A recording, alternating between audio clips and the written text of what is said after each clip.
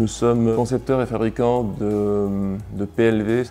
Le marché change, donc nous avons évolué dans le type de produit que nous présentons. La dernière évolution, c'était carrément d'habiller des points de vente, habiller des centres commerciaux. Je souhaitais quelque chose qui soit différent dans le marché, un plus qu'on puisse apporter, parce que sinon on continue à être un fournisseur de plus. Nous avons pensé à la 3D comme un complément pour les habillages. La vitesse de travail, de production et surtout la dimension que permet Massivis, ça nous donne aussi une image d'entreprise qui innove, qui cherche des nouveaux produits, des nouvelles prestations.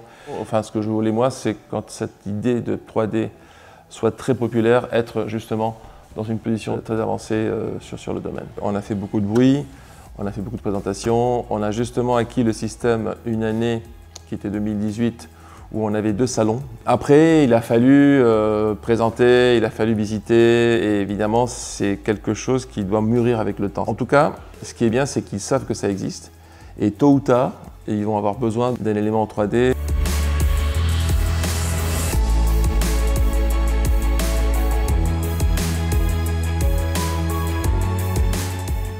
L'année dernière, en 2019, nous avons fait un événement ici à Barcelone.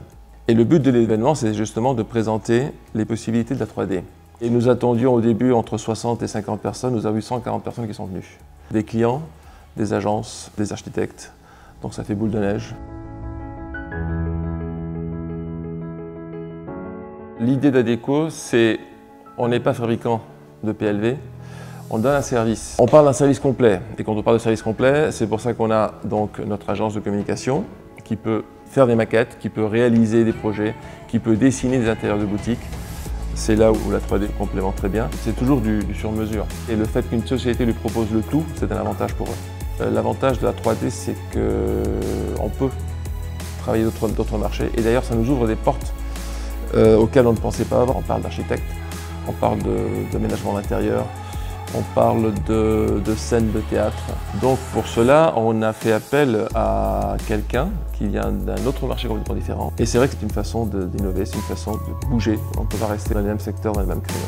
Entonces, primera cosa es explicarles qué tecnologías hay, cuál es la nuestra, cómo se diferencia y con eso, qué puedes hacer tú. Y a partir de ahí, el cliente empieza a pensar, ah, pues podría hacer esto, podría hacer lo otro.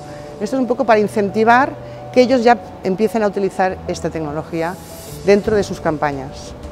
Una de las principales vías que yo he empezado es las agencias de publicidad, es decir, todos los creativos, tanto a nivel publicitario como diseñadores de objetos o diseñadores de interioristas, arquitectos, para que ellos ya incorporen esta forma de trabajar dentro de sus equipos y para que sus equipos ya empiecen a desarrollar ideas basándose en la tecnología. Dans notre secteur typique, dans notre clientèle, le fait d'avoir la 3D nous a ouvert des portes.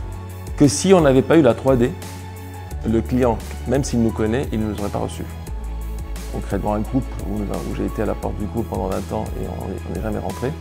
Et du coup, on est rentré quand ça a 3D. Et le client nous a choisis pour des raisons de rapidité de production, de luxe dans la finition, peut-être de prix aussi, mais c'était soit le faire en 3D avec nous, soit le faire en bois, contrôle numérique, donc plus lourd, peut-être plus cher, et en tout cas beaucoup plus lent dans la production.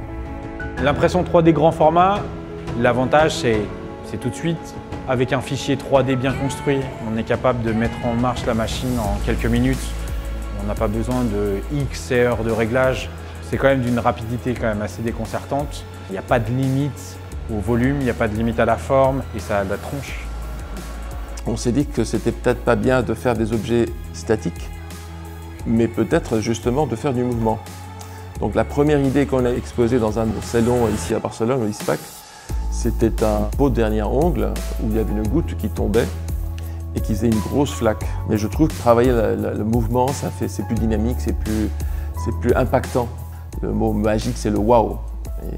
Et le wow, c'est le selfie. Et le selfie, c'est directement l'image qui part dans tous les sens.